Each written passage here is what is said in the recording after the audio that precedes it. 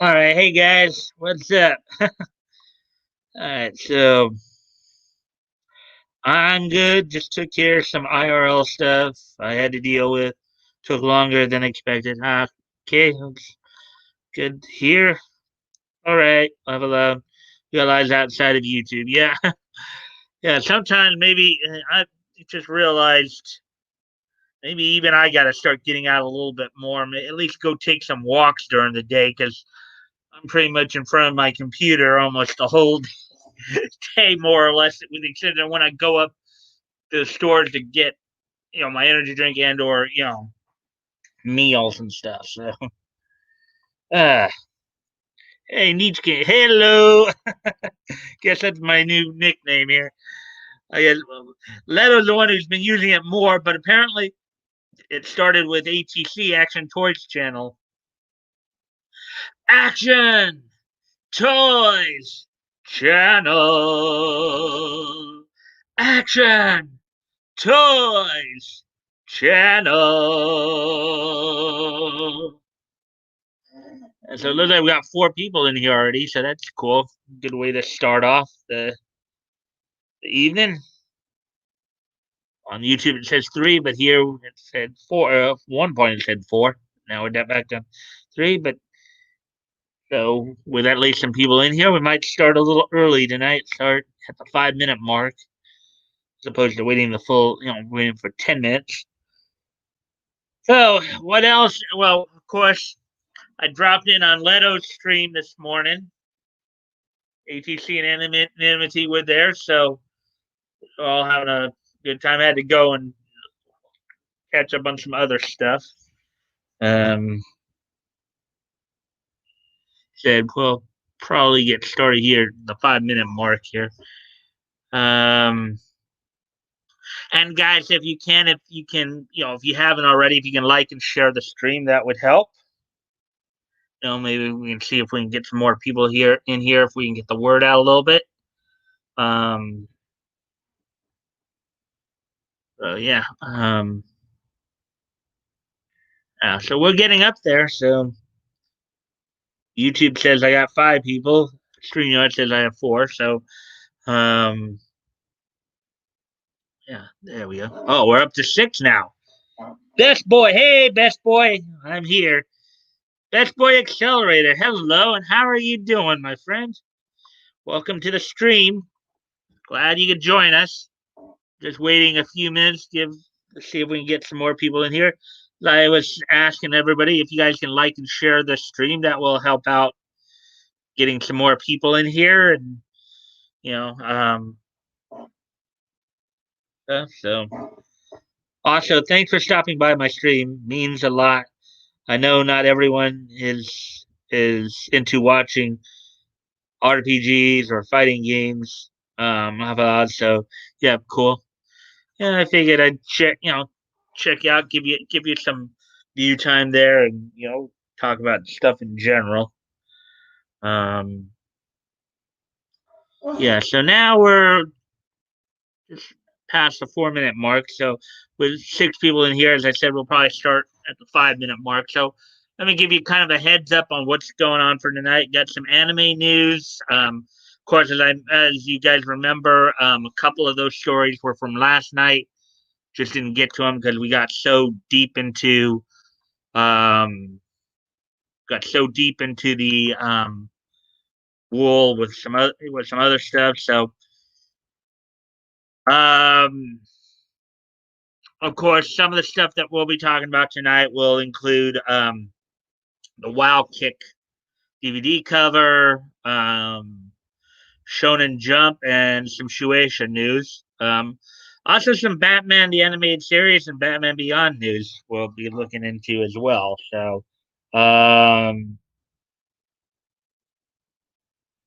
let's see what we got here. We Hey, best boy, saw you top on my stream. Thanks for that. I'm the strongest level 5 Esper in Academy City. Okay. At Leto, Accelerate, it's cool. Best boy Accelerate. And with the Esper City, So I'm going to take a wild guess here, best boy. Do you happen to be a certain fan? Basically, a certain magical index, certain scientific railgun. You a certain fan?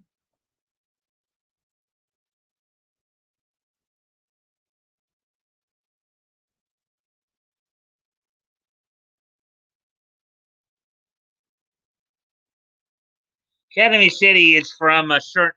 I believe that's from a certain magical index, certain scientific railgun series.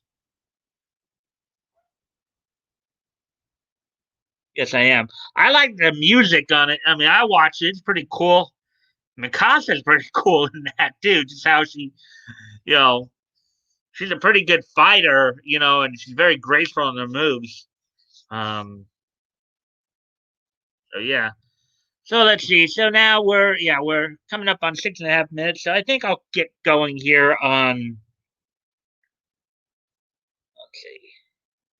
I'll get going on the stories here. We got like 6 people in here. I haven't seen that anime. I wanted to see it, but Funimation acted stupid, so I had to neglect some anime. Yeah, well, Monica plays one of the characters in it, so um, she plays the female lead in the certain magical portion of it. Um,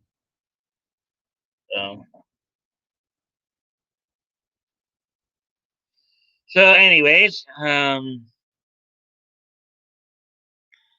let's go ahead and get started here.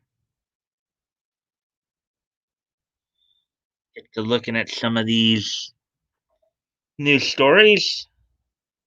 Make sure there's nothing. Okay, yeah. Okay, and I already covered this Funimation story like last week, so. Anyway, so here we go. Let's get started here with this first story. I can bypass her voice, but the company as a whole is terrible. What news we got? Well, I'm going to start off with this little gem right here. It's a little interesting gem. Japanese cosplayer Inako recreates Beastar's Wild Kick DVD cover. So let's go ahead and take a look at this. Japanese cosplayer Inako collaborated with Weekly Shonen Champion to recreate the Wild Kick DVD cover seen in episode 6 of the first season of the Beastars anime. I'm guessing Beastars may be an anime that's running over in Japan right now. So it might be available for subbers.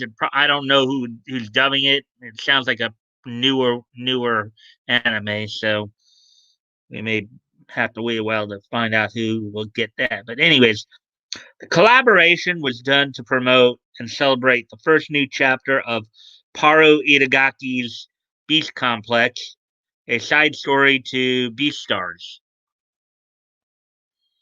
In episode 6 of the anime, the panda Gohin captures Legoshi after he and his friends go to the black market. Oh, look at that visual. They got a wolfman straight jacketed and muzzled there. Very interesting. Uh,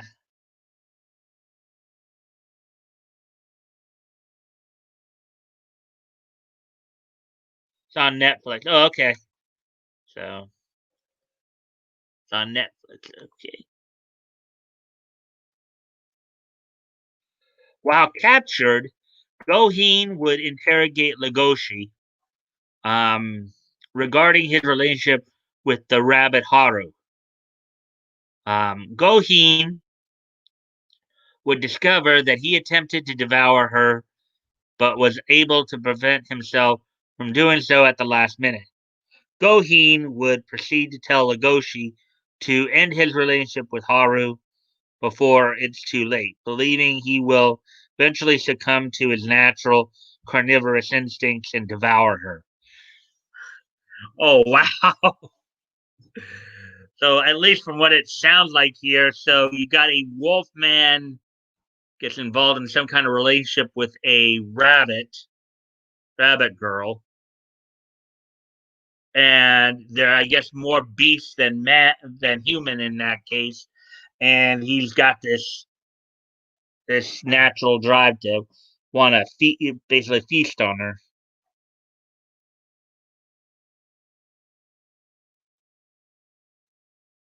It's good. It's slice of life, only with animals. Think of Zootopia if it was slice of life anime. Yeah, it sounds a little bit like anthropomorphic um characters there. Anyways, as we continue on. However, after Legoshi informs him that he's never been in a relationship before, and he has no idea what love is, Goheen gives him a pornographic DVD titled "Wild Kick Wet Rabbits." Oh boy! Okay, Wild Kick Wet Rabbits. I wonder what that's all about. And tells him, use this and see how it works. Okay. Uh, he adds, if you get stimulated with this porn, then that means you simply have a unique sexuality. If you don't get stimulated with this, but you are attracted to a rabbit, then that sounds serious. Looking at, uh, yeah, kind of hard to tell with the facial expressions there. The scene does appear in chapter 25 of the Beastars manga as well. I guess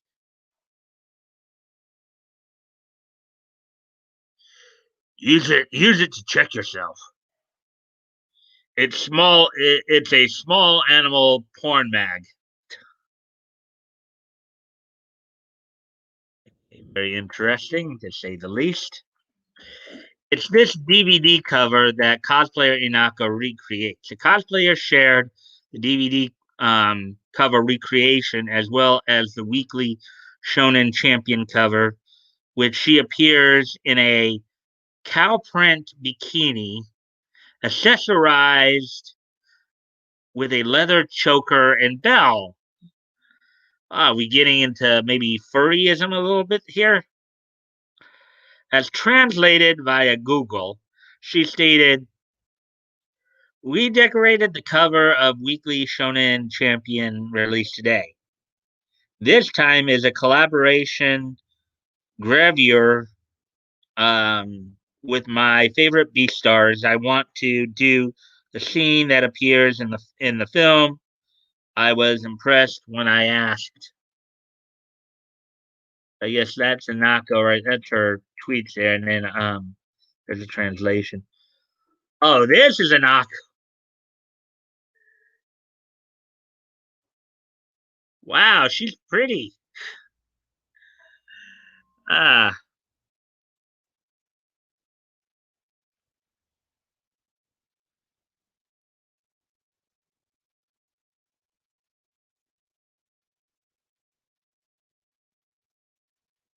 doesn't Beastars have SJW elements in it? Nah, more just like race stuff.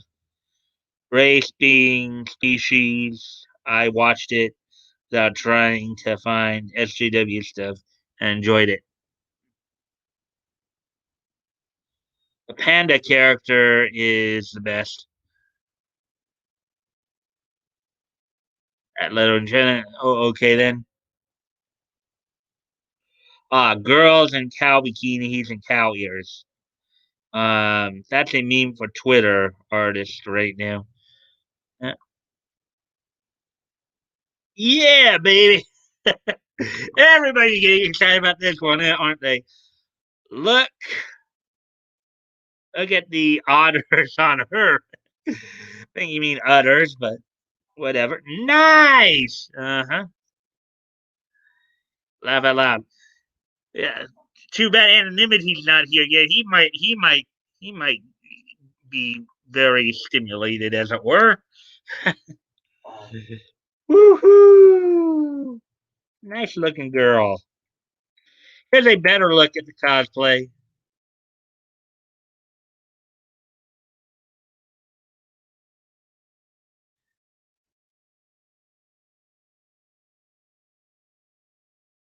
And here's a good look at the cover for Shonen Weekly Champion.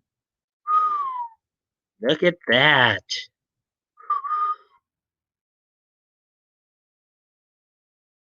What do you make of Anako's recreation of the Beastars DVD cover? Oh, that's a good question, guys. What do you think of it? Oops, I kind of back a little too far there.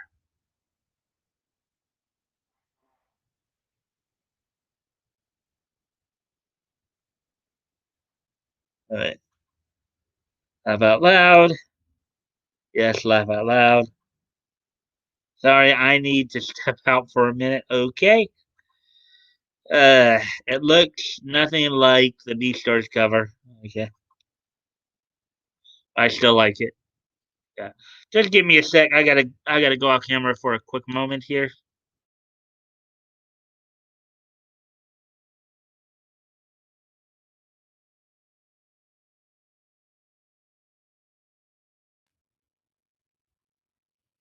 All right, back.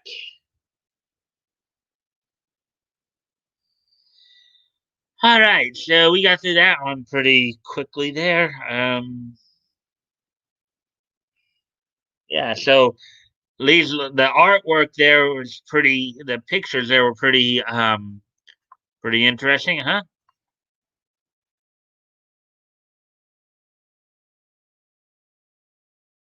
Give me one more time, guys.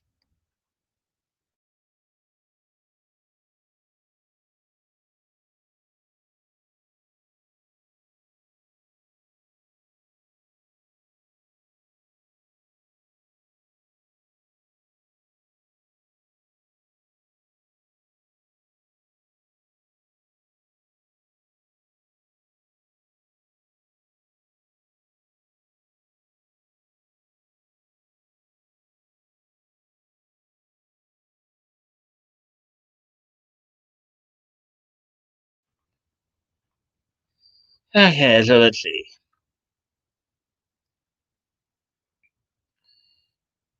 Watch the anime. It's good, Mike. You'll enjoy it. Yeah, I might check it out at some point. It does look kind of interesting. I might. I mean, obviously I grew up in an age here where here in America we were watching, a lot of anthropomorphic characters like, with Hanna Barbera and MGM. So,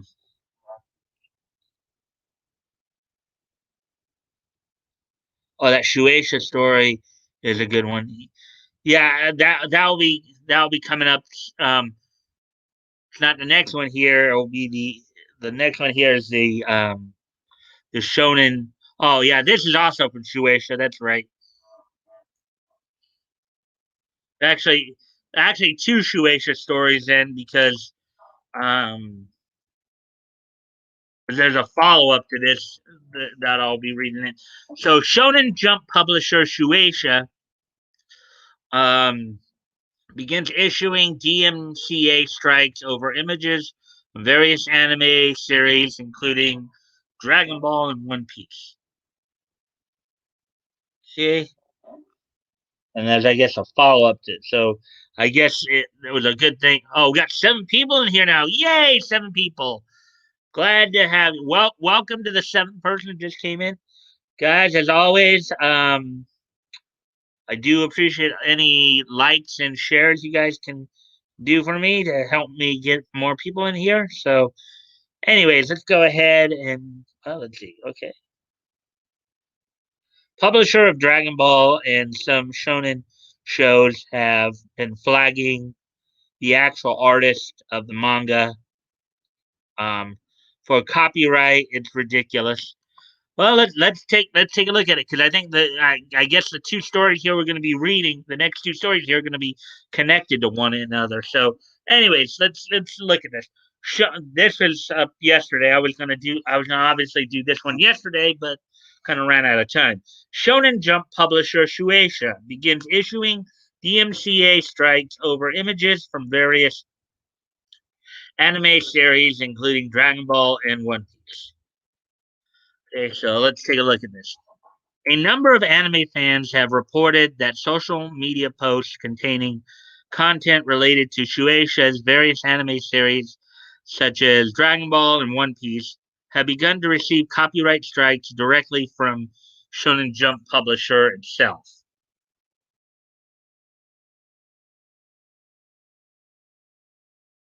Ah, that's kind of interesting. One Piece fan site, the Library of Ohara administrator Arthur, one of many social media users who recently announced that they had received strikes from the publisher, stated, "Someone at Shueisha has decided to copyright strike and threaten a massive amount of Twitter accounts for just sharing images related to One Piece as a franchise." Oh, yeah, because I kind of, yeah, these two stories are going to be, because the one I'll read after this is the follow up to this one. They even copyright strike my own profile picture, he added. Are we joking? And then I guess here's the tweet from Arthur, Library of Ohara. Thank you, Yoda. So not sure if you've heard, but someone at Shueisha has decided to copyright strike and threatening. Yeah, we just read that up there. Okay.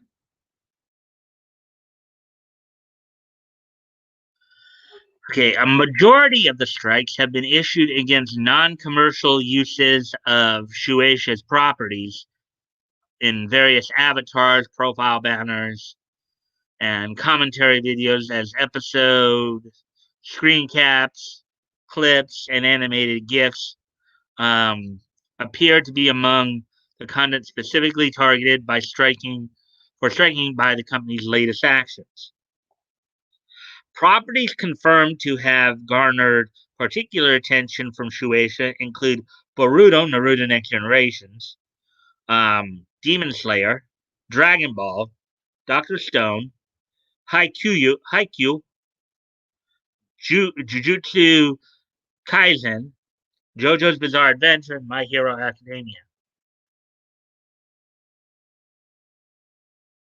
Alongside his bewilderment, Arthur also shared an email he claimed to have received from Shueisha, in which an agent authorized to act on behalf of Shueisha.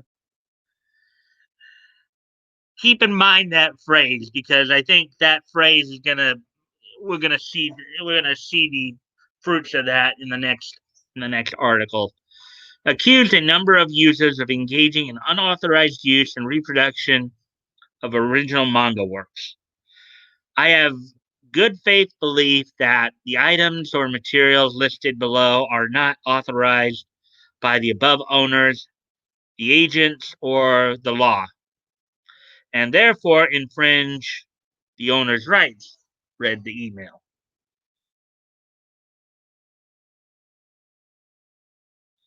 The issuance of these strikes was so wanton that even at Fenyo in an official Shueisha artist who regularly provides official illustrations related to Dragon Ball and posts the occasional piece of fan art related to the series on his account.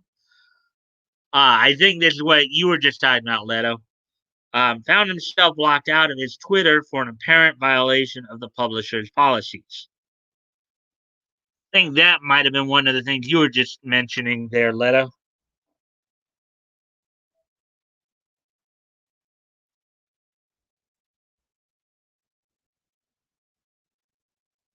We did see that.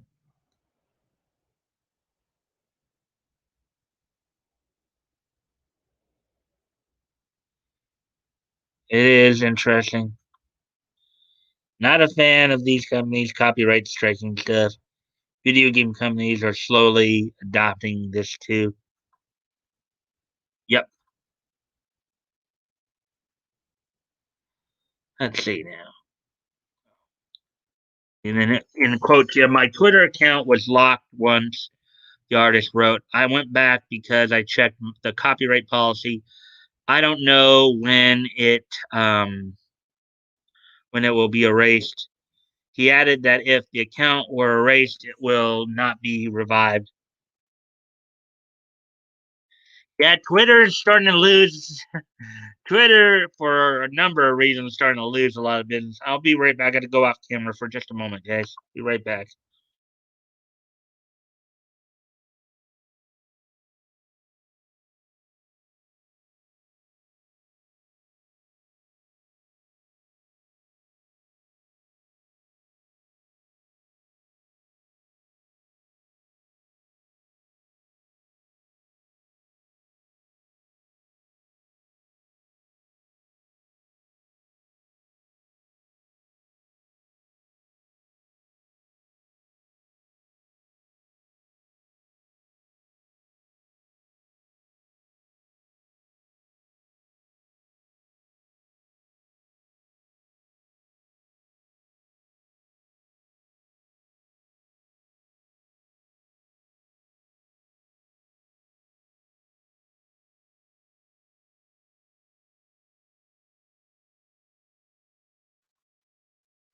All right, I'm back and better than ever.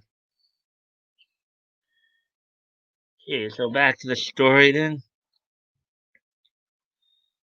As of writing, the reasoning behind the content crackdown is currently unknown, as Shueisha has not yet issued a public statement concerning its effect. However, some have speculated that these takedowns were issued in accordance with Japan's recently revised anti piracy laws, which were updated in June 2020 to specifically target pirated print materials such as manga, magazines, and academic text.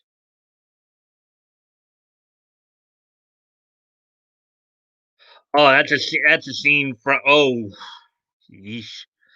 That's a scene from JoJo's Bizarre Adventure. I think Stardust Chronicles. I think. Um, what do you make of these strikes? Let us know your thoughts on social media or in the comments down below. Um, yeah. So let's see. Like Capcom, yeah. Also, Nintendo slowly working its way there. Mm. Yeah. So as I said, be mindful of what I just read there because I believe the next story I'm going to read is going to probably be the follow up to this story. Because this is also a Suecia update. Yeah, I think update. Okay, so looks like they may have found out what the DMC strikes were going on. Update: Shueisha DMCA strikes allegedly a false flag attack by resentful One Piece fan. So this probably the follow up to the story we just read. The avatar of yours, Redfield. Wow. Uh,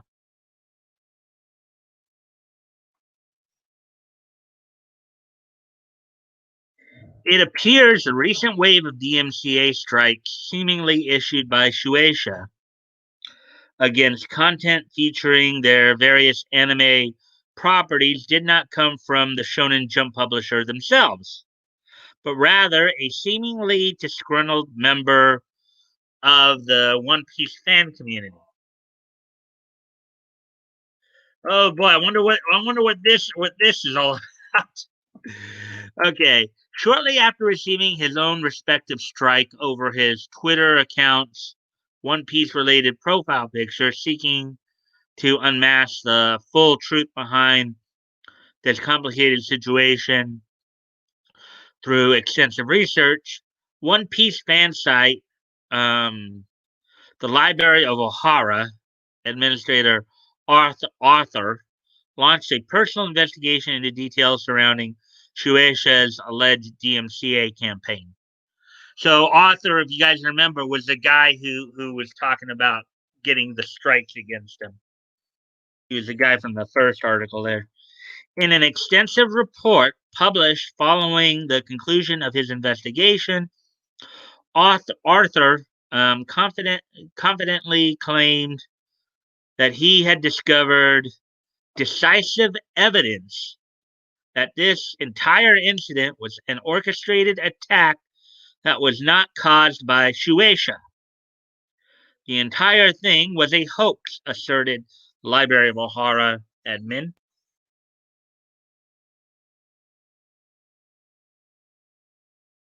See what you guys are saying about that thus far.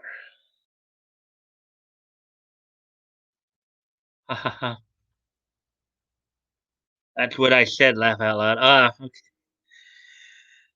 Um, ADC licked it too. uh, or I think you meant liked, not licked. Hope he bought you dinner first and solid. Oh boy, yeah. Keely, guys, I gotta go off camera again. Sorry about this.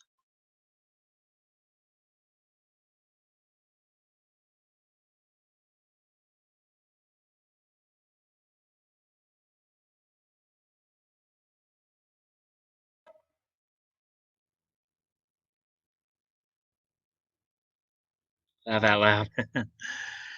Okay, so continuing on with this story then. At the beginning of his report, prior to his full rundown of the DMCA situation, Arthur takes a moment to clarify a couple of things, particularly specific narratives and claims that had run rampant amidst all the confusion caused by the takedowns. First, Arthur informed readers that though many have blamed this on a new copyright law that was passed in Japan at the start of the year, this is not the case, as the law indicates that things such as tweeting partial content from the series does not breach this law in any way. Next, he assured his readers that the situation was not, as speculated, a crackdown on people uploading scans, aka pirated content, before release, noting that many of the accounts, including mine, only cover officially released content, and even Shueisha's own employees were hit. So the plot thickens. After these 2 points were addressed, Arthur proceeded to reveal what he believed to be the biggest smoking gun. It was the sheer inconsistency of these copyright claims and how they claimed material that no sane human could consider a breach of copyright. Um, while many fans have questioned whether the strikes were the act of a rogue bot meant to flag copyright content, Arthur argued that how because only some of the tweets containing said images, the exact same image file, were taken down. Fan art was also affected. Pictures of cosplay were affected, and the takedowns were far too few and specifically targeted. The attack could not possibly have been the work of a bot mass flagging many accounts. So basically, what he's saying is he based on the evidence presented to him, it was too. I guess it was the the strikes are too specific for it to just be a bot, you know,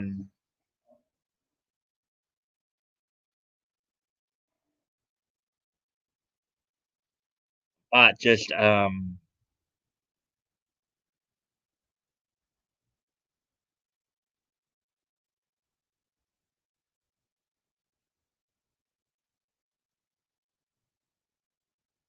sounds like exactly the case that started around the start of the year. And it looks like we're back up to 5 people, so that's nice. Anyway, so as we continue on with the story here, the attack was very evidently done manually, explained Arthur, meaning that this individual claimed images that would not be considered an infringement of rights, and people have rightfully pointed out that any company would be out of their minds to attack some of these choices, such as fan art or cosplay. As evidence that the strikes did not originate from Shueisha, Arthur revealed that the official looking signature attached to the supposed DMCA email received by numerous social media users was false, as as the included phone and fax numbers were actually those of the publisher's competitor, Kadokawa. Oh, whoa, okay. Could this be corporate sabotage? But it doesn't end there, he added, because if you properly investigate, you'll even find out that the argument being made in the complaint about defending Shueisha's own properties is actually copy pasted from a generic description found on Shueisha's own company website. So I guess if it was used on Katakawa's stationery or whatever, they're probably trying to make it look like the competitor did it. They probably stir more of the garbage. So let's see what if you guys have added any.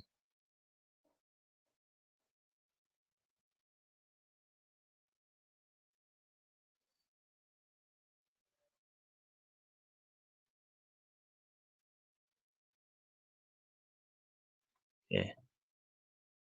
I really need to proofread chats before sending them.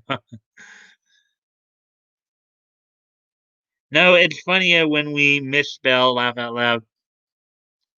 Yeah, and I will usually pick and Soul. I will Redfield. I will solid Redfield. I will usually, you know, I usually will know what you intended to say, even when you do.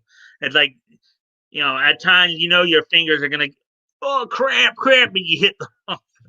So we all get that. But I know what's going on. Guessing ATC is in lurking mode. Probably. Maybe he passed out. Laugh out loud. Yeah, because he wasn't here last night because he fell asleep. When asked about it on Leto's stream this morning. Anyways, back to the story here. As for the culprit themselves, Arthur announced that the individual posting as Shueisha was a certain individual who has been harassing other creators under the same tactics, who he believes was undertaking the rampant copyright abuse in an attempt to target content creator Jessix. I don't know who Jessix is, but you guys might know who that is. But after exercising a fraudulent claim against Jessix for a short Dragon Ball video posted to her Twitter, the individual messaged the content creator on Discord and threatened Jessex with the claim that they had previously sent and fully admitted to their guilt of these being fraudulent claims and not owning rights.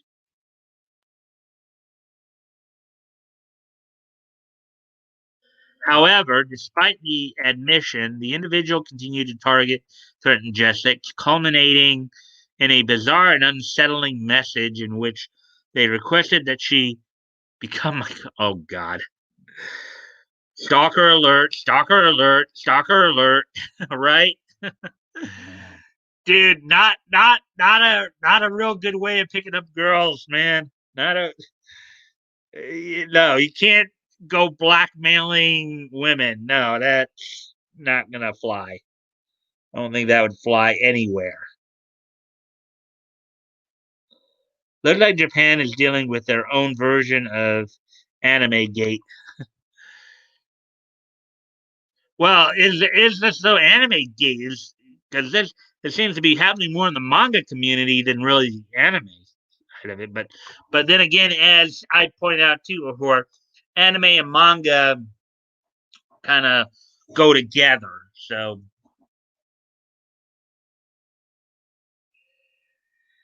Gen 6 was targeted individually at first without any other users, and later everyone else was included as collateral damage, wrote Arthur. Given the stalker like attitude of the messages, it is not surprising Jessex is being dragged through this entire matter and proves even further that this was a calculated attack that ended, see, involving the entire community.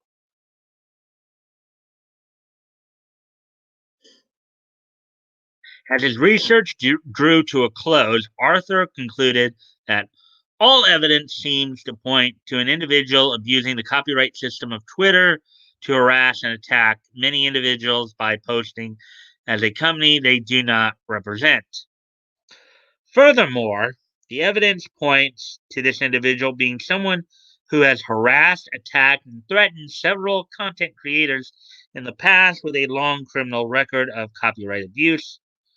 He continued in an attempt to attack one of them. They have gotten involved the entire Dragon Ball and One Piece fandoms. And I'm sure many in those fandoms are not very appreciative of this one guy's tactics, to probably say the least. He also criticized how Twitter's copyright system is incredibly easy to abuse, noting that he did not even need to provide verification or accurate contact information to submit a false claim. He concluded because this system is so easily exploitable, this individual has been using it to harass several individuals. Yeah, so, yeah, here we go with Twitter again. Everybody knows the evils of Twitter, right? As per the final paragraph of his research, Arthur has asked concerned fans to please spread awareness about this matter and counterclaim any fraudulent claims you might receive. What do you make of this latest update? Let us know your thoughts on social media in the comments below. So, sounds like this is just some ding dong who has some issues communicating, I guess.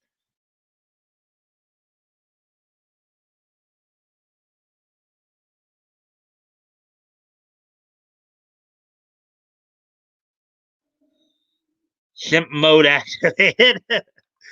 Simpering full. Simping ain't easy.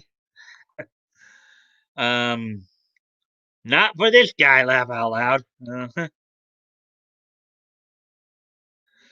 No shiz. Okay. Ah, do do do.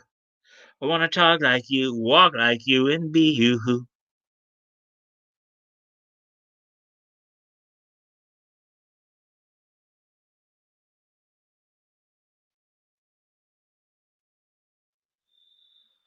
So, anyways, with that being said, let's look. Let's go on. Let me look for. So that includes the anime portion of the news stories. Gonna get into some cartoon stories now.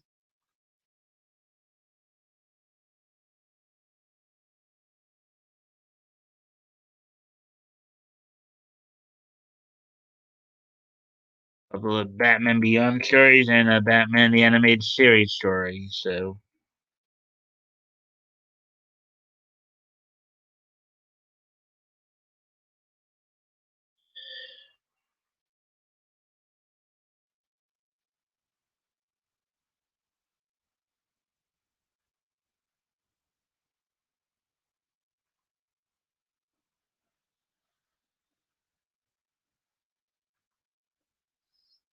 fun story. Thanks for that. Yeah, I mean, yeah, considering all the garbage we're going on right now, sometimes you just need a laugh when you see somebody acting like an idiot. Twitter is really shooting itself in the foot in many ways.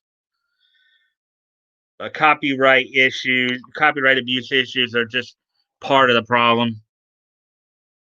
Had no idea the cause was just a simp in Discord. Yeah, well, and we might not have until today because the first of those two stories, the Shueisha stories, I was going to read yesterday. That was going to be the sixth story, but we ran out of time, so I put those first two stories off till today. Hey, good evening on my way home. Hey, Energy, welcome to the stream, man. Excuse me a moment. I gotta go off camera for just a sec here. Be right back.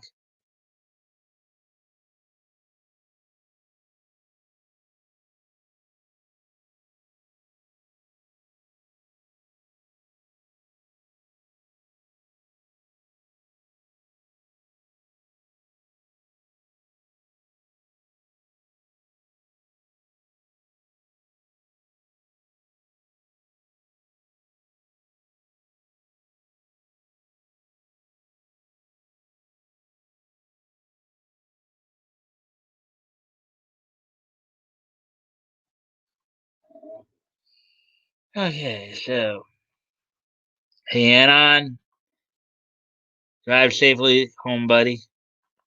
Uh, hey there, Anon. Ladies and gentlemen. All right, so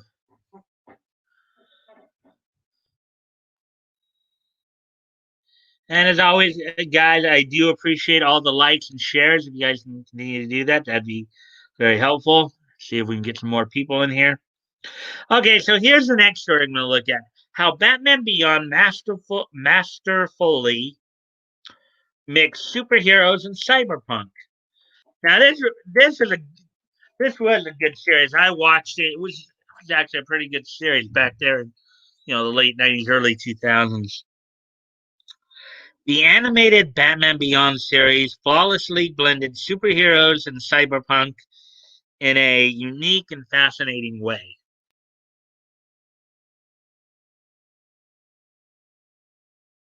The animated Batman Beyond series depicts Gotham in the year 2040. Now think about that. That's like 19 years away from us right now, 2040. Uh, Placing the Dark Knight in the middle of a cyberpunk setting that blends technological anxieties with superhero escapades. Yes, I remember one episode in particular where they were highlighting the idea of people being able to buy robots or androids to serve them. So, which has been a common sci-fi trope for years. Um, the show's mix of both genres is truly unique and frames many cyberpunk themes in an interesting manner. According to the Oxford Dictionary, cyberpunk is a genre of science fiction set in a lawless subculture of an oppressive society dominated by computer technology. Batman Beyond immediately introduces its audience to this type of dystopian setting as Gotham is plagued by rampant corruption and crime, which is not new. If you're familiar, I'm sure everybody here is familiar with Batman's history. You know, that that's nothing new what they just said there. I mean, it didn't take much in terms of. I mean, when you look at Solid's icon and look at Anon's icon, it's like looking at the cause and effect. Oh boy, interesting. Yeah. Okay. So, anyways, so as we continue on with the story here. Okay. Oh yeah. Okay. So, um,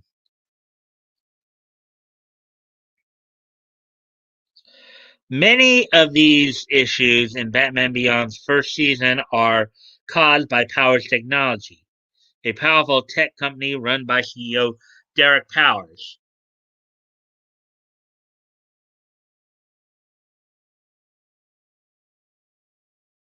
Yes, Derek Powers would become one of Terry McGinnis's arch enemies. Um, as the most prominent corporation in Gotham, Powers Technology engages in illicit activities and concentrates its wealth among a few executives while the rest of the city descends into poverty. The company develops a lethal mutagenic nerve gas um, with the intent to sell it. The company's disregard for the poor and Power's prioritization of profit over human life are both common cyberpunk tropes, which critique the power of large corporations.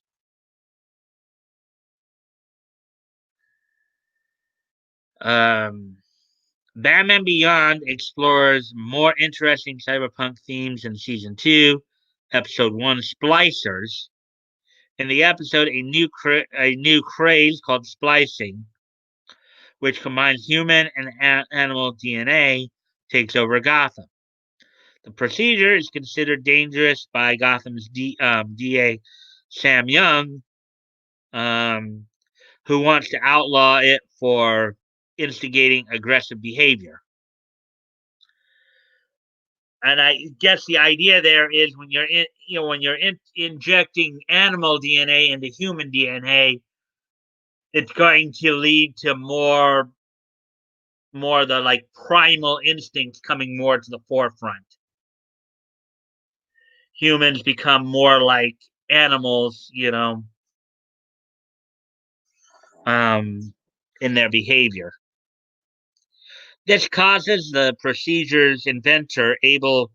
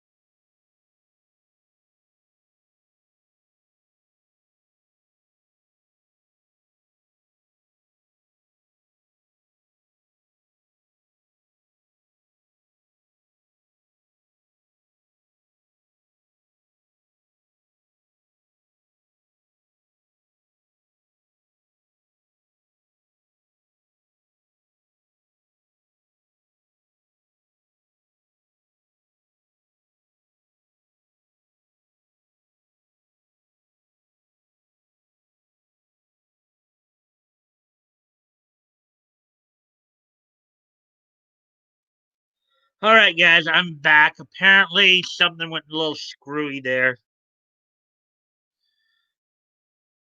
So, um, something went a little screwy there. Just give me a sec to just get everything back up here.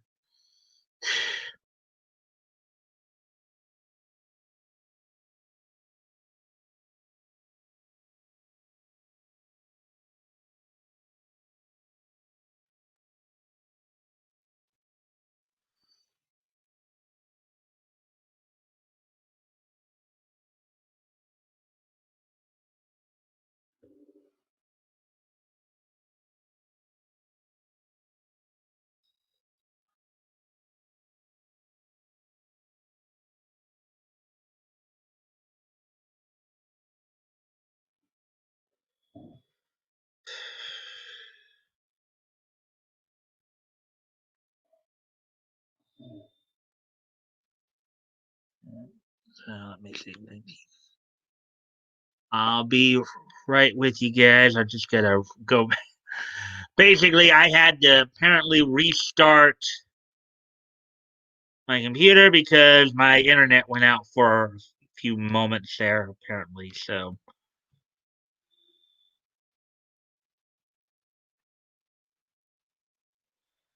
I had to pretty much.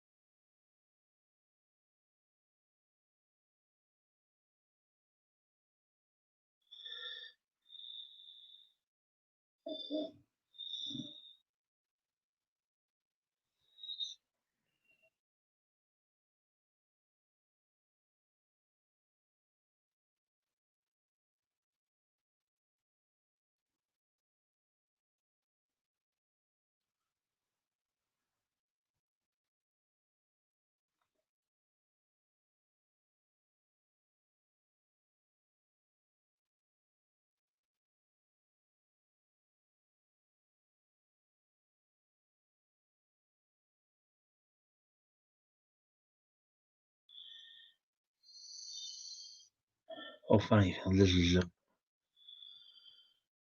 Let me at least get caught up on some of your comments here since I actually had to.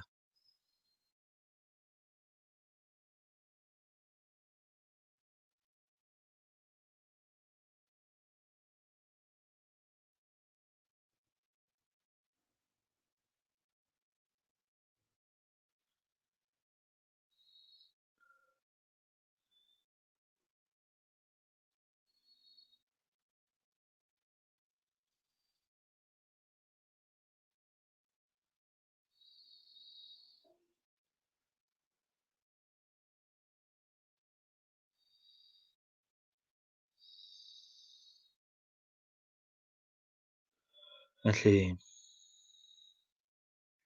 Okay, let's see now. Just gonna.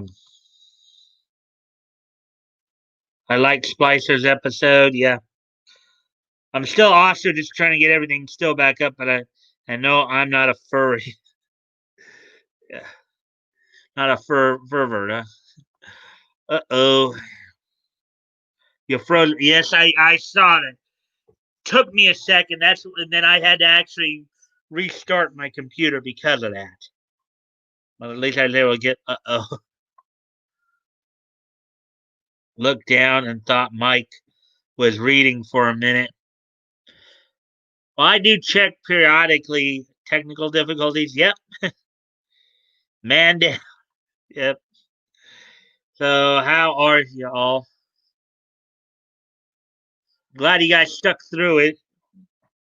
If you didn't like the stream, you feel free to do so. Oh boy. Almost home at the stoplight. Yay. Don't crash. Eyes on the road. We're we're all still here at least. Um, talk to text or whatever.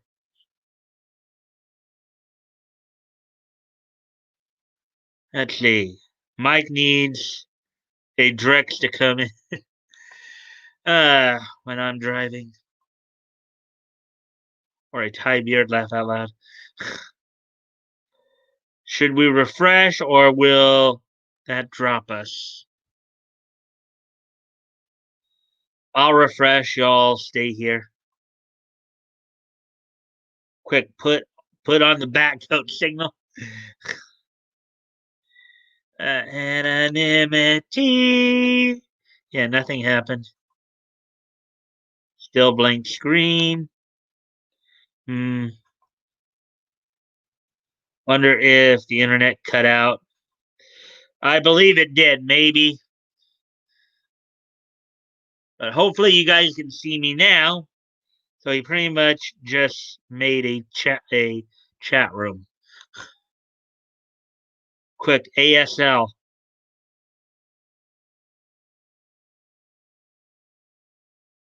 Laugh out loud. Some of those VTuber girls do that. They'll just schedule a show like 2 weeks ahead and make it a chat room. Could be it's happened to me more than once while streaming games. It's a bitch. Yeah. Damn ASL. Um. Yeah, it's only happened to me a couple times where like the internet's cut out like that. Yes, Coco does that. She's my fave one. She's a great one. There he is. Wow, we held on for dear life, Nietzsche King. Yeah, yep. Uh-oh. Ugh, oh. Whew. At Mike Walters. I've had that happen to me more than once while game streaming. It sucks. Yeah, I've been lucky in that it's only happened to me a couple of times. So I've been lucky that way, where basically the internet's just cut out in the middle of a stream and I was able to get it back up pretty quickly. So it's only happened once before this. So um yeah, that's where you really have to rely on YouTube Go Live features. Um to get the stream going without starting a new one. Yeah, well, I don't know. A lot of times I don't really know what I'm doing. Just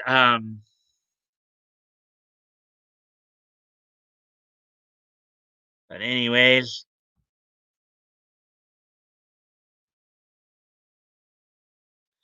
um, just give me a few more minutes because I um gotta just finish getting some of this stuff up here.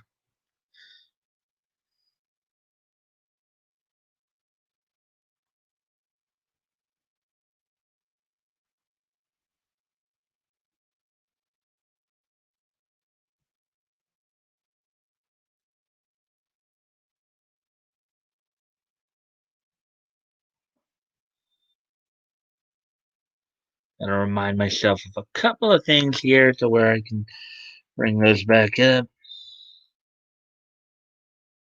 And be a pain when you have to basically, especially when you have a number of screens that you're using for reference, and you gotta go back and really bring those all back up as well.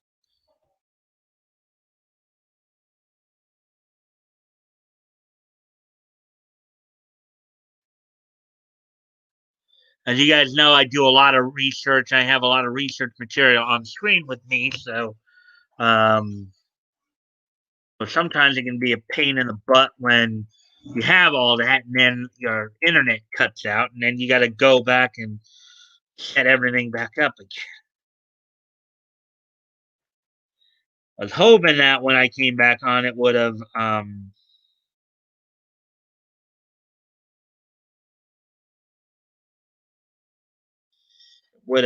came back on for me automatically, but it didn't. So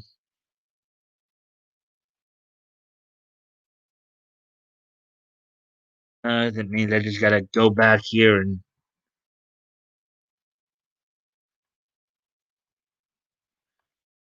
get everything back up. So I'll be back to the story in just a moment, guys. I just gotta.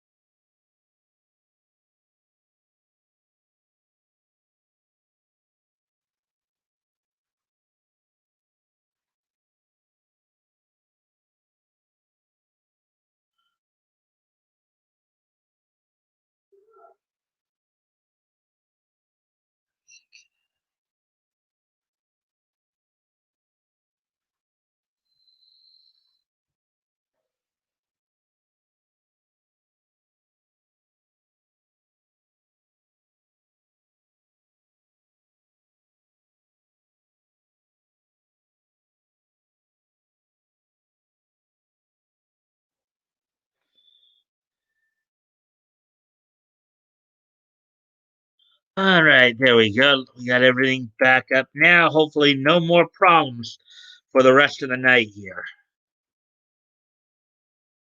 the rest of the stream. So,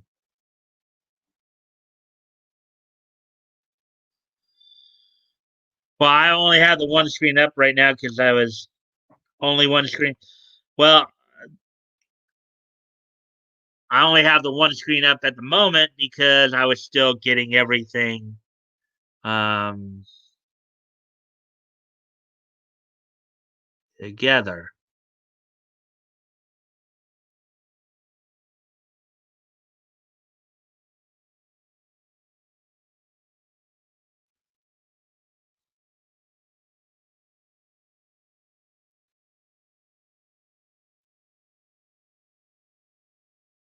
Oh, where did this come from now?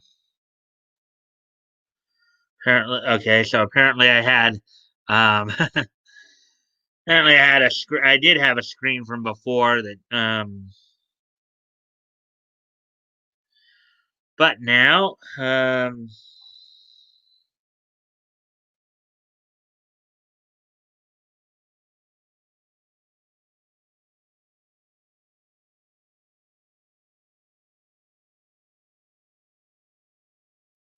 yeah, that's okay. So we already talked about that.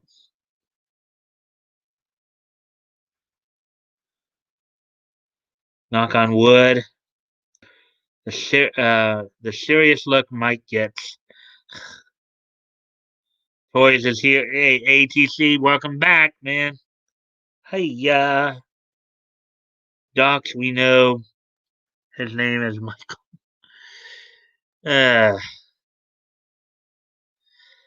Uh, Michael's my um, Michael's of course my full name, full first name.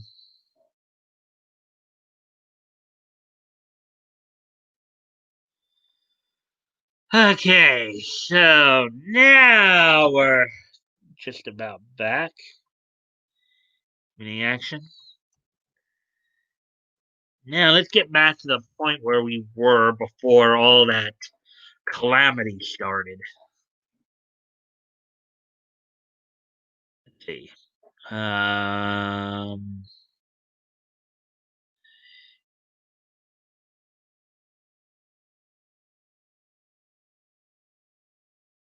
okay, here we go. And I know, Leto, you said that you liked the Splicers episode. I do remember seeing that comment. So, hey, dude, everybody's back now. Uh, well, there was a moment the stream went silent, and so I had to roll over and see what happened. Laugh out loud. Yeah, the internet went out. My internet went out for a moment, so I had to restart it or reboot it. Hey, Redfield. Hey, Leto. Yeah, it's a good episode. Okay, so let's get back to this article now. We're at an hour and 15.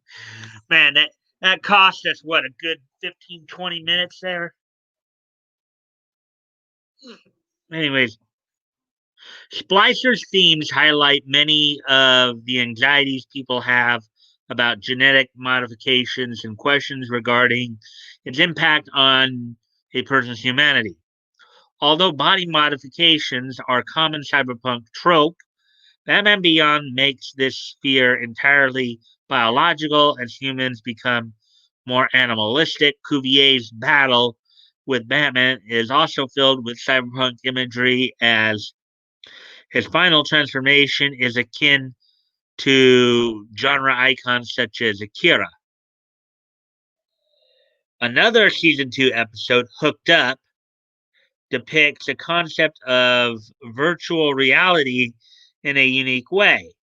In the episode, several of Terry McGinnis's classmates become addicted to VR machines, which are enhanced by the villain Spellbinder. Many of these VR addicts end up committing crimes to pay for their next section, while other students go into comatose as a result of Spellbinder's machines. Um, while the episode ends with a fight between Batman and Spellbinder, Hooked Up humanizes its VR victims who are shown to have other problems in their personal lives, which, in a way, yeah, that's a theme of the idea of trying to escape the real world situation. And Batman's had other rogues named Spellbinder. This is not the only guy who went by the name Spellbinder. He's had some other villains in the in the Silver Age rather, who've gone by the name Spellbinder. So this Spellbinder is unique to this Batman. So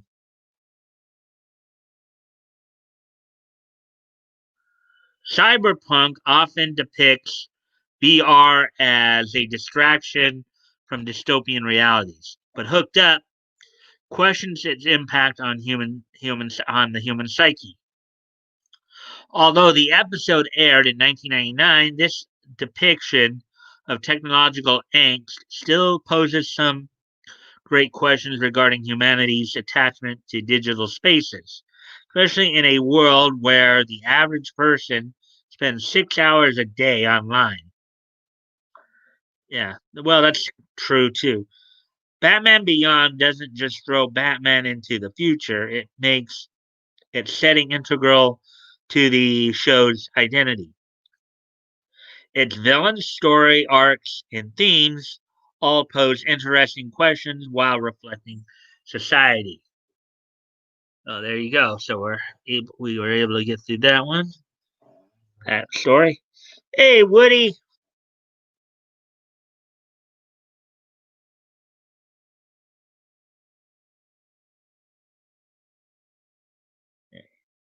Yeah, it's a good episode. And on. Where's Woody and Batgoat tonight? Laugh out loud. Um, yes, it cost us 20 minutes, but kept chat on our toes. Laugh out loud. Yeah, they are, but casualties of the great net shut off of the 12th rip. Uh, lurking. Laugh out loud. Hey, Woody. What would Woody do back in 62? Driving fancy cars, drinking in the bars, playing all the games, picking up the dames. What would Woody do? What would Woody do? I got VR. I got VR is not what it's cracked up to be. Also makes your eyes feel like swollen grapes or great. Um, yeah, well, I mean, an anime that comes to mind when we're talking about like VR and stuff. Or there's actually a couple anime that come to mind. You know, um, the Dot Hack franchise. You know, all the Dot Hack games and Dot Hack like Dot Hack Shine and the animes Dot Hack Shine, Dot Hack Legend of the Twilight, Dot Hack Roots. Um, the game franchise as well, and then Chaos Head's another one. Kind of reminded of Grapes. Evening, Woody. Welcome back, Woody. Okay, so with that being said, let's move on to the next story then. And the nice thing about TBRs, usually the articles are a little shorter, so we can actually get through them a bit quicker, even when we get something like kind of screwy, like what just happened a little while ago. But anyway, I got to go off camera for just a moment. I'll be right back, guys.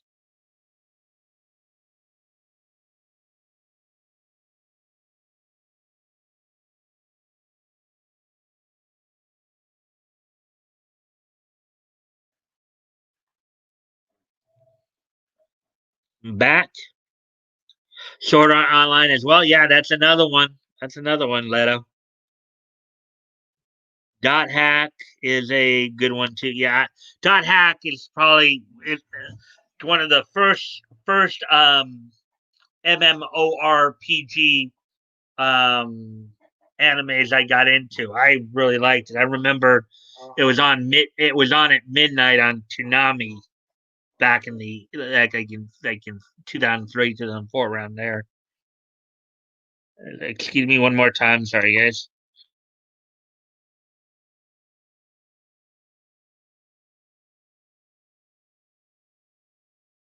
Anyways, all right. So, anyways, on to the next story here. We're coming up on an hour and a half here, but I think I still got enough time to get through the last two stories here and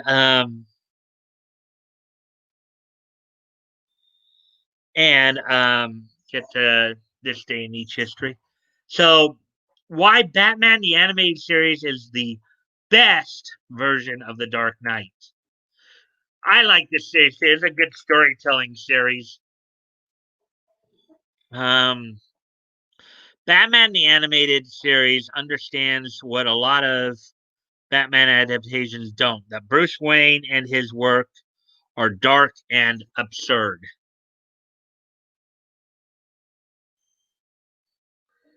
Debates about which cinematic adaptation of Batman is the best are common, particularly in fandom spaces, but it's often the live action interpretations of Batman being compared. Michael Keaton or Christian Bale, Adam West or George Clooney. It's as much an issue of personal preference as it is one about which interpretation is the objective best given how different the tones of each Batman's performance in films are. However, these discussions overlook the best version of Batman, the one voiced by Kevin Conroy in Batman the Animated Series 92 to 95. Now, you guys also have to remember, too, Batman the Animated Series was basically the start of the DC animated universe, the DCAU. Um, that, of course, led, in I believe it was 96, gave Batman the Animated Series, and then it followed it up with the new Batman Adventures and Batman Gotham Knights, I believe, and then that also gave us like Superman, the animated series, and then eventually Teen Titans, Justice League, Static Shock, all those. The most important thing about the animated series Batman, and indeed the entire show, is that it achieves balance in a way no other Batman show or film has. The more recent live action adaptations were very concerned with the darkness of Batman and Gotham. The Christopher Nolan films, in particular, were gritty and more realistic, featuring a growling, angry Batman fighting dramatic, dark villains. The 1960s Batman was pure, brightly colored nonsense full of goofy sound effects and silly dialogue. Yeah, the 60s version was considered a very campy version. I don't know how many. Woody may have seen the 60s version. Grew up, grew up watching it in syndication. Um, of course, I think the 60s version was the effect of the Comics Code Authority as well there.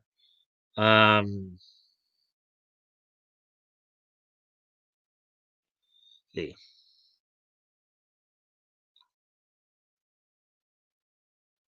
I remember a little bit about Dot Hack Sign or whatever it was called. Yeah, it was pretty good, I thought. Hey, there's Solid Redfield, Anonymity, Ito, Leto, and Chad and Mike. In all anonymity, that's much easier to say. T2, Ito. That sounds like awesome nickname for T2. Laugh out loud. Yes, to me, Adam West was the real Batman. Yeah. Well, of course, another version was on like the super like some of the Hanna Barbera cartoons. Super Friends, where Olan Soul, um, who voiced Batman in the Super Friends cartoons for much of their time. Batman the animated series is the Y one. Um, it's gothic feel. Two, it's more focused on being a detective. Three, the villains are relatable. Four, quality of the show outshines all others. Yeah, it was a pretty good show. Bam. Pow. T2 always makes me think of Terminator 2. Wow, we're up to 7 people now. Yay, 7 people. Welcome. And as always, guys, I do appreciate the likes and shares. Keep that up to where we can keep people coming in and, more of the content out there. So, anyways, I continue on here. Let's see. Goofy sound effects and silly dialogue. Batman the Animated Series, however, managed to show both the darkness and ridiculousness inherent into Bruce Wayne's history. A scene from it. Actually, in fact, I don't know. For those of you who might have watched Batman the Animated Series, I remember there was one of the episodes there where, as I recall, some kids found an injured Batman, and to help pass the time as they were there, kind of guarding him and helping him heal and stuff. To pass the time, they would tell like story. I think the episode was called "The Legends of Batman" or something like that, and they have all these different depictions of Batman through the various. You know, I remember, of course, one of the stories was kind of the '60s esque version, campy version. And another one was from the Frank Miller story, The Dark Knight Returns. So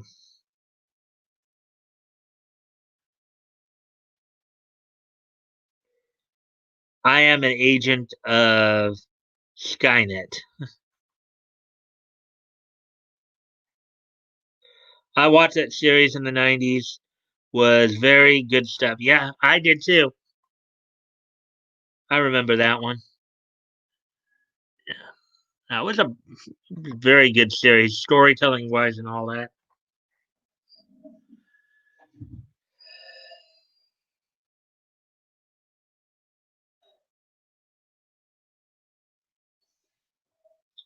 When creating Batman the Animated Series, Bruce Timm and Eric Radonsky were influenced by the Tim Burton Batman films and the 1940s Superman cartoons. Um, those are the Fleischer Superman cartoons they're talking about. And they included a lot of film noir esque elements in the design and music. The show also incorporated mature themes of violence and intimacy while staying appropriate enough for a young audience. Um, as we saw with how oftentimes like Catwoman would flirt with Batman and later with Nightwing as well as like even Pamela Isley and some of her, Poison Ivy with some of her, her machinations. Um, the show and Batman as a character are portrayed in a darker, more complex way that garnered Batman the Animated Series praise, respect, and awards.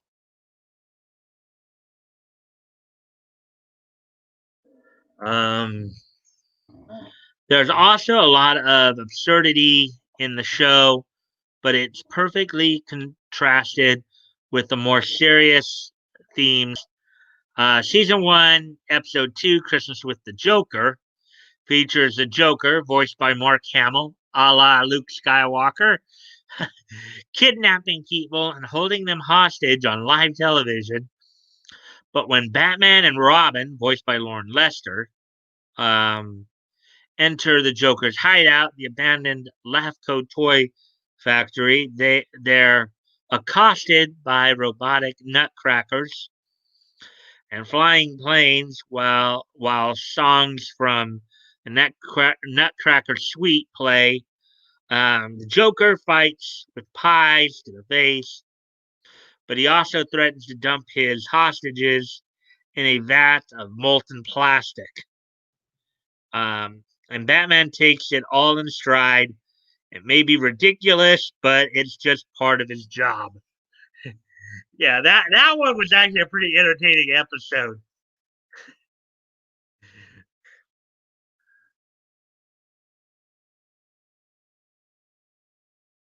Actually, and with that particular episode, Christmas to the Joker, in a moment where where you really did get the drama of it.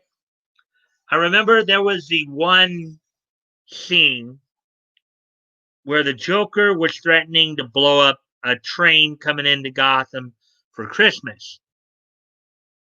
And Summer was trying to say something through her candy cane gab, and so he takes it out and and he asks her what's wrong, and she goes, "Well, my mother's on that train." "Oh, mommy dearest? Oh." And and then you see after the Joker kind of respites her, you get the close up of Summer's face. Summer Gleason, of course, voiced by Marie Devon, who has done a few cartoons and animes, and you see the little tear coming down the side of her face, for fear that her mother's about to be killed by the Joker by blowing up the train. So that was pretty interesting. Skynet send in our new Terminator back in time to get info on the niche. Which one, though? The Tito unit. Dun dun dun. Uh, just a guy with a Tito's vodka bottle. Laugh out loud. Uh, Tito brand name tortilla chips. Yeah. So, anyways, as we continue on with the story here, I know I got to start. Trying to. Batman the animated series also handles the civilian Bruce Wayne well. He's sort of an eccentric weirdo, um, but he's clearly charming. Um, he's also more outwardly intelligent than He is in a lot of adaptations, actually participating in Wayne Enterprises instead of sitting back and acting like a goofy playboy. He still gets attention from women, but his cavalier treatment of them isn't part of his image, which makes him more likable.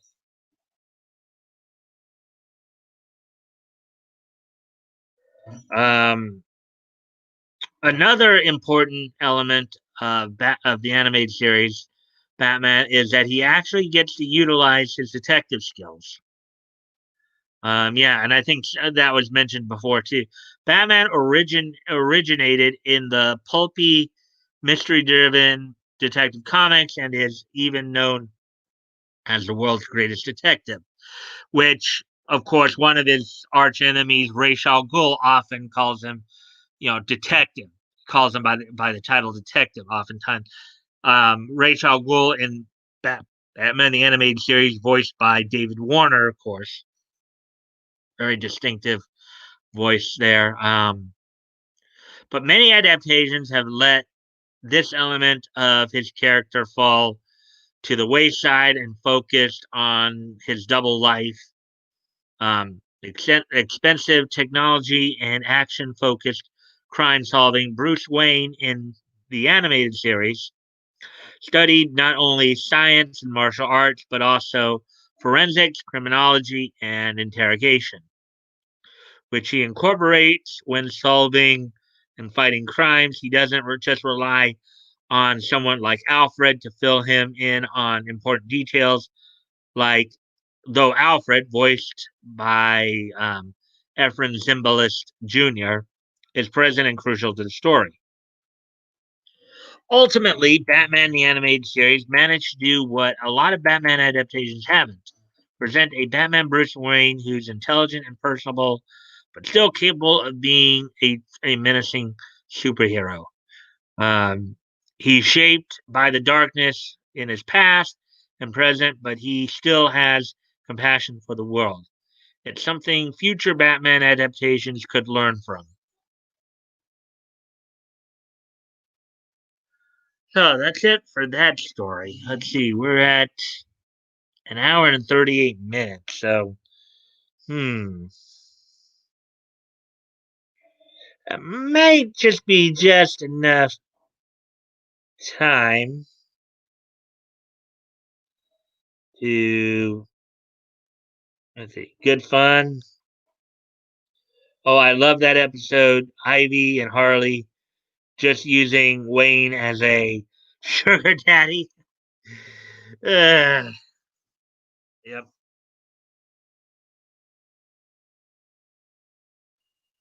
Mm.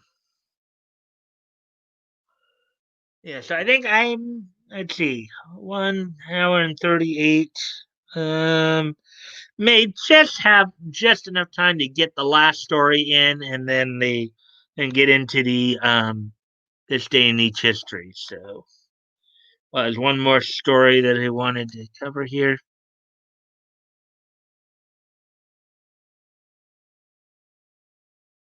The Batman Beyond. Here we go. This is the last main story of the night here. This is another one that kind of caught my attention here that I thought would be a good one to.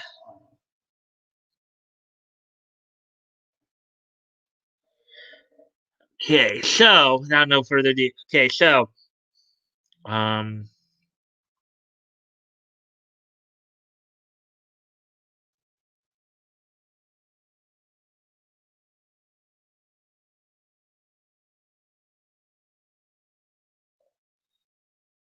okay, so let's get going here. Batman Beyond: Why Bruce Wayne Retired. Let's see how to analyze that. I think we all kind of remember the pilot episode of Batman Beyond for those who watched that. Batman's obsessive crusade for justice would seemingly never end, but Batman Beyond showed what could force him to stop.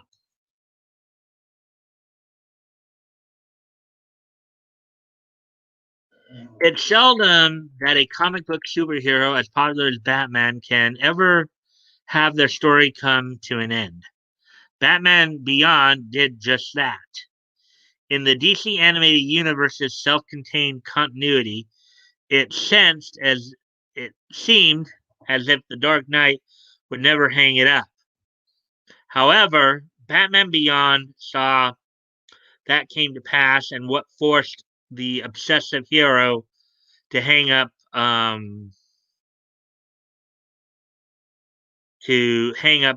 the cowl once and for all was tragic. And how they really managed this was very good.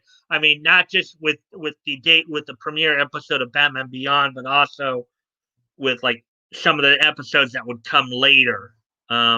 How they would connect to some Justice League episodes at the time as well. Um, One of the big appeals to Batman's character is that he is a testament to sheer human willpower.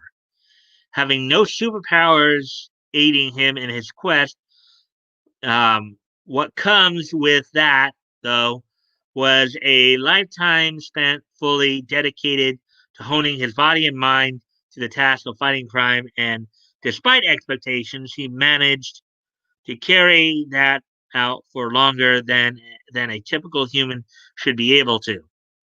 Eventually, Bruce's body started to weaken, and around 2020, it was clear that the Dark Knight was well past his prime. Again, I'm sure many of you probably remember the pilot episode of Batman Beyond. How all that came down. I guess we're going to review it again here.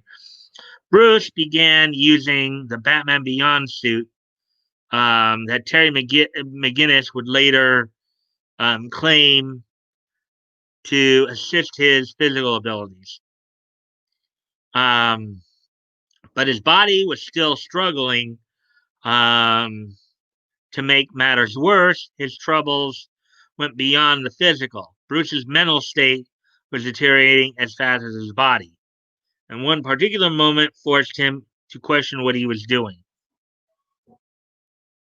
Give me a sec, I gotta go off camera again for a moment here.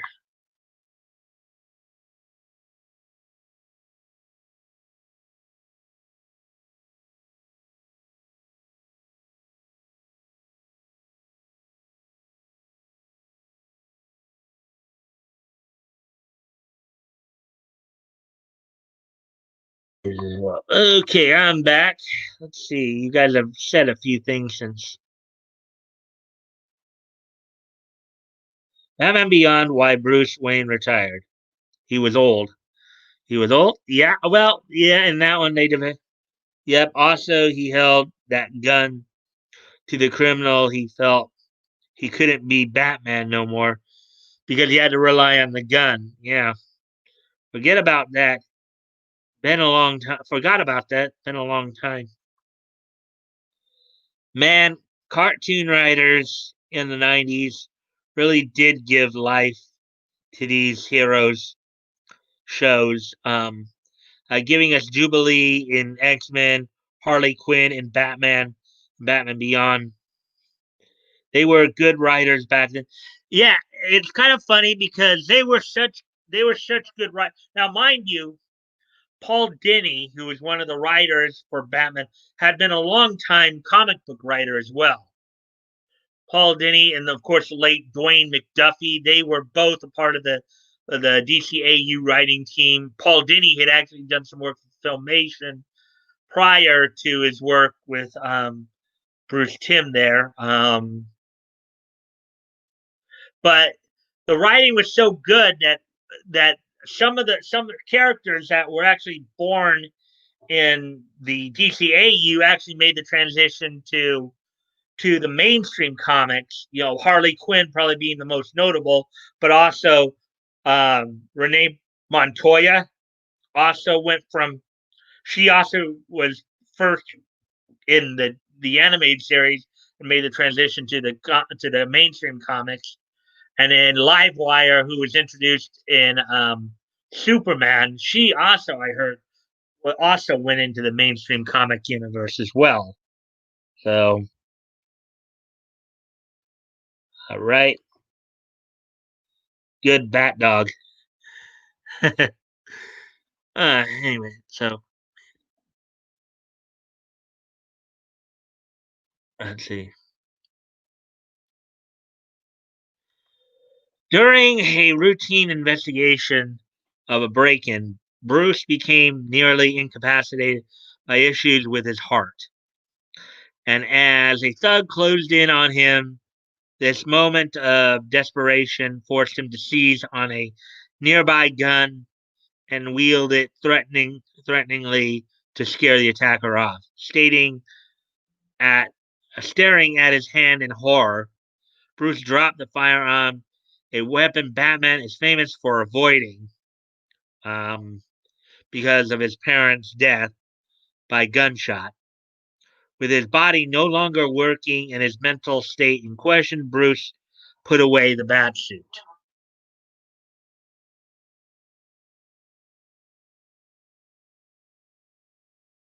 And there you see this right here is a scene from the Justice League Unlimited episode Epilogue, which takes place for I would say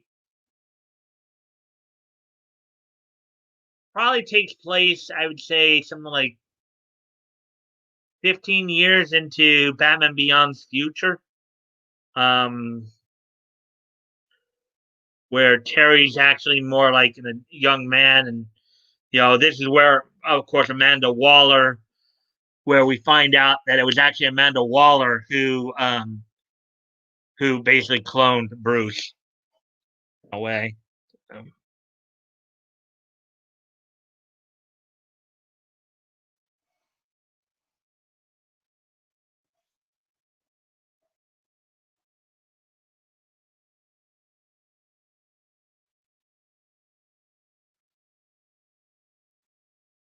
was a Doberman, I believe. Yeah, yeah, that was a. Of course, Ace is was part of the Batman mythos long before Batman Beyond as well. I forget that Terry was actually a clone from Bruce.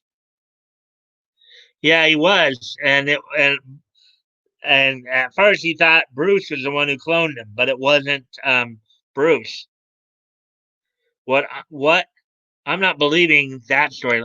Well, it was in the DCAU story. So what was eventually revealed in Epilogue, the episode from Justice League Unlimited, was, and we saw kind of the preface of this in Amanda Waller's dealings with Batman in the past, where she had also noticed that Bruce was getting older and his mind and body were waning down. And she felt like that their world could not do without a Batman. So she not only she plotted in such a way that not only did she have Bruce cloned, but also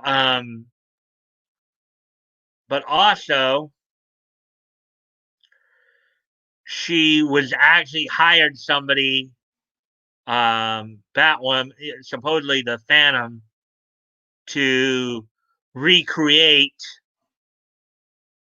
the incident for Terry that basically scarred Bruce and made him Batman. So that was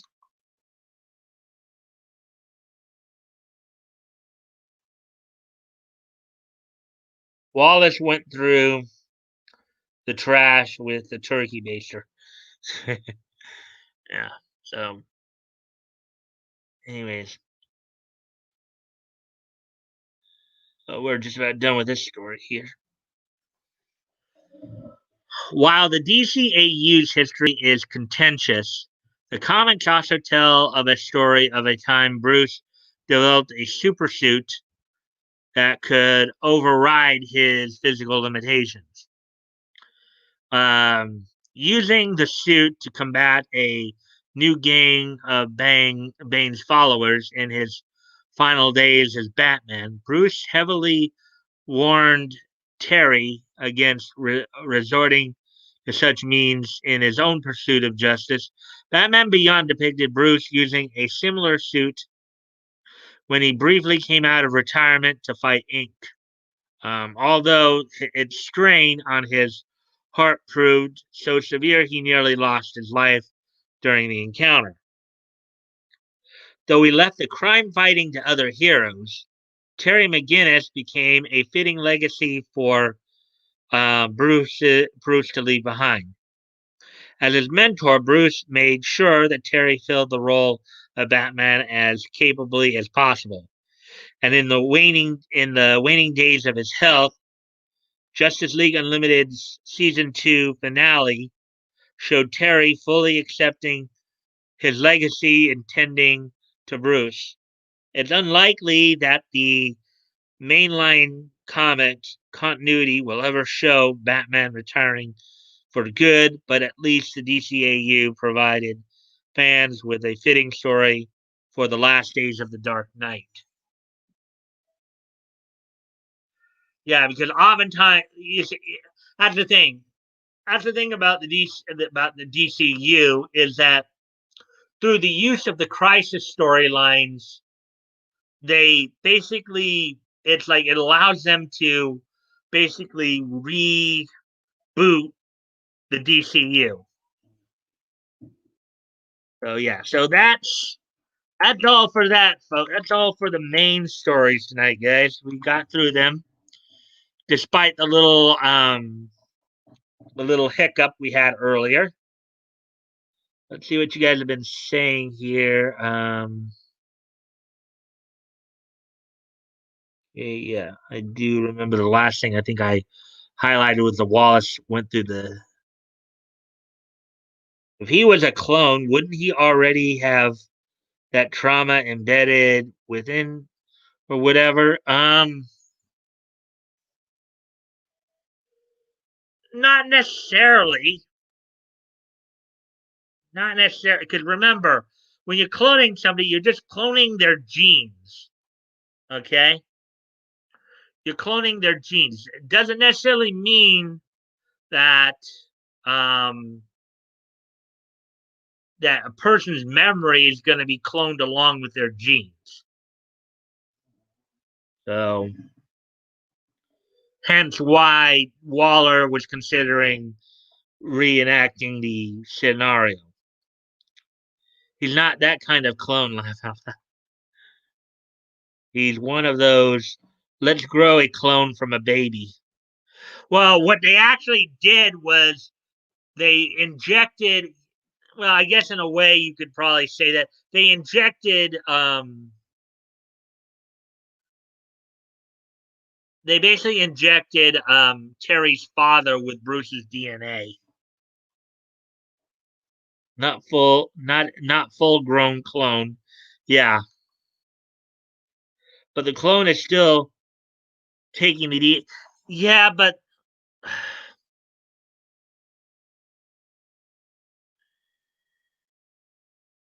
since they're probably growing it from a baby,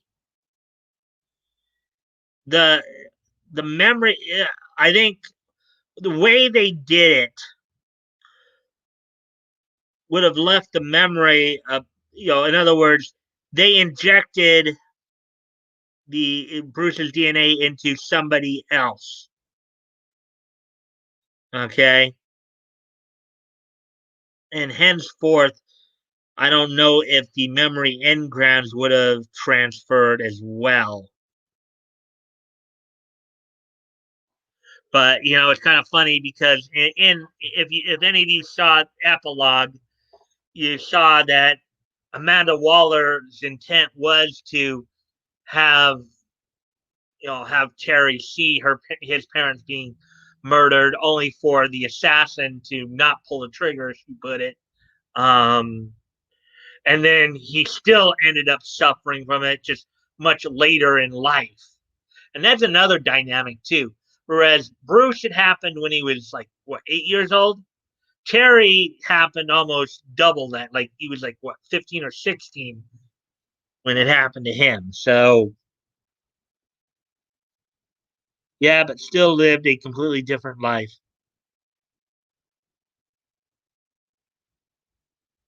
Metal Gear style clones. He was raised by a mother. hmm McGinnis had a mother, right? I forgot. Yeah, it's funny because his parents were actually divorced. His father was Warren McGinnis, who worked for Powers. His mother, his mother and little brother. He lived with his mother and little brother. Actually, no, he initially lived with his father. You know, his little brother and mother lived separate. And then he went to live with his mother after his father died.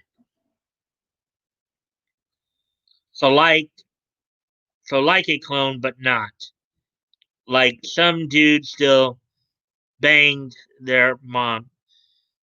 Again, if you remember the episode, Bruce's DNA was injected into Warren McGinnis.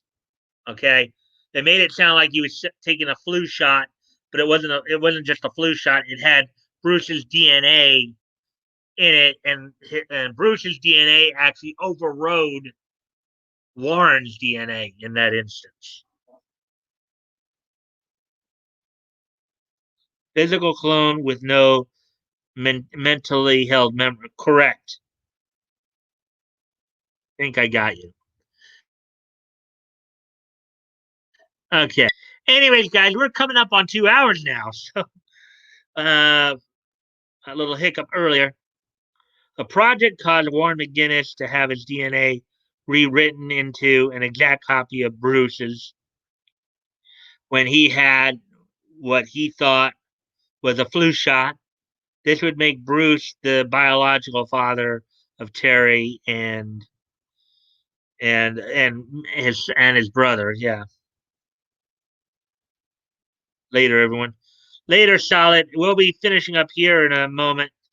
And his younger brother Matt McGinnis, even though they were born to Warren and Mary. Yeah, and if you guys notice too, Matt. If you guys notice as well, Matt also bears more of a resemblance to Bruce than to Warren as well. So it's interesting. Had his mother and brother found out that he was Batman, that could have been a very interesting take in terms of Terry and Matt being kind of that Keenan's Batman and Robin, kind of a new generation. That would have been a very interesting take as well. And then eventually becoming Matt eventually becoming um, Nightwing later. So F for the father, laugh out loud. Yeah. So, anyways, guys, so are you guys ready for this day in each history?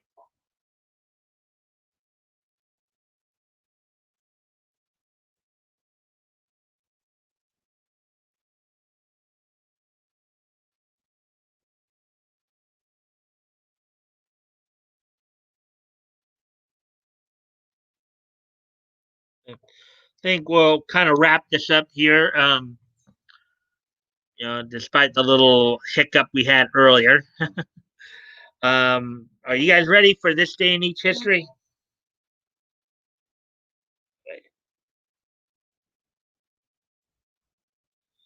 Needs me up, Nietzsche King. Sure. Nietzsche it up. Let the Nietzsche King speak his wisdom. Okay. We have one more little tidbit. Yeah, I forgot you were gonna do this part. Yeah. All right. So, without no further ado, let's take a look.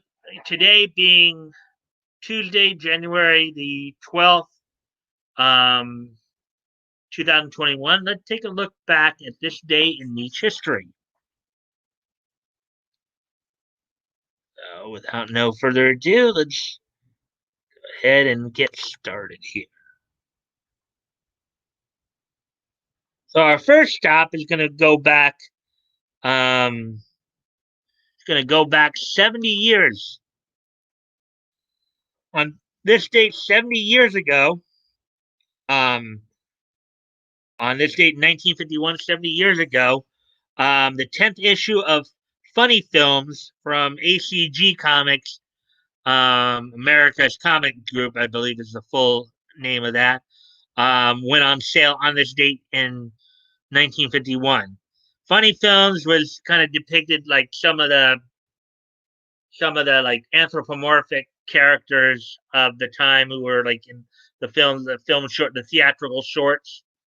Um, so on this day in 1951, 70 years ago, the 10th issue of Funny Films from ACG went on sale for 10 cents on newsstands. It was 48 pages. Um,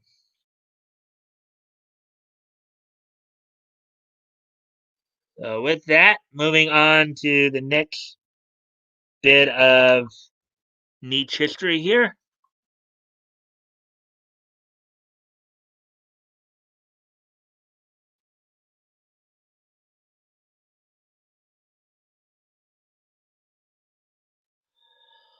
On this date, on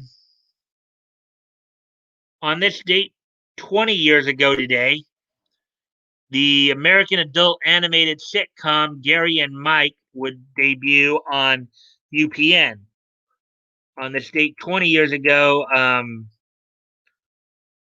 the animated comedy Gary and Mike would debut on UPN. This was big. This was Big Ticket Television's first animated show they produced.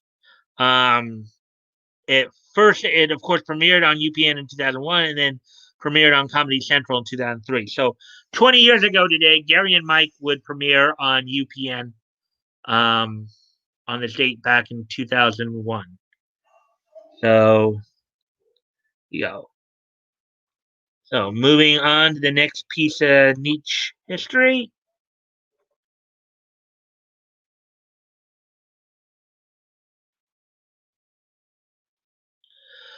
On this date in 2006, the romance drama anime Hanbun no Suki ga Noboru Sora, translated as Sky with a Rising Half Moon, would premiere on would actually premiere on this date back 15 years ago, 2006, on Wow Wow Network, a Whoa Wow Network.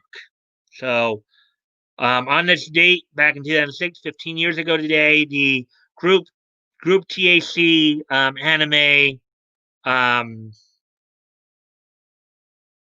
Hanbun no Suki ga Noboru Sora, translated to Sky, the Rising Half Moon, would premiere on Whoa Wow on this date 15 years ago today.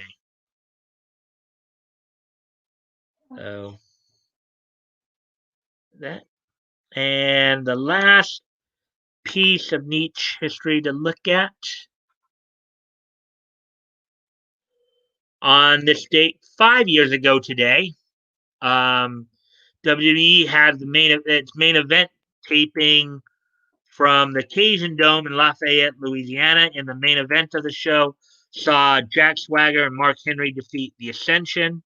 Also on the show, you had Alicia Fox defeating Tamina Stardust, aka Cody Rhodes, defeating Fandango.